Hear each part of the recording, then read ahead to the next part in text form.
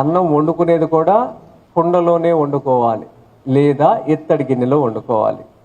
100కి మీకు 100 మార్కులు కావాలి, జీవితంలో మోకాళ్ళ నొప్పులు, షుగరు, డయాబెటిక్ ఏవి రాకూడదు అనుకుంటే మీరు కుండలో వండుకునే ప్రయత్నం చేయండి. ఎల్పిజి స్టవ్ మీద కుండ పగలదు. మీకు ఇష్టం లేకపోతే రోజుకో కుండ పగులుతుంది, అది వేరే విషయం. ఒకవేళ మాకు కుండ కష్టము, హ్యాండ్లింగ్ చేయడం కష్టం అనుకుంటే సెకండ్ ఆప్షన్ కంచు. 97% మీకు వాల్యూస్ దొరుకుతాయి. విత్తనంలో ఉన్న వాల్యూస్ అన్ని 97%. కంచు చేయి జారితే అది బ్రేక్ అయిపోద్ది. థర్డ్ ఆప్షన్ వచ్చేసి మీకు ఇత్తడి గిన్నె.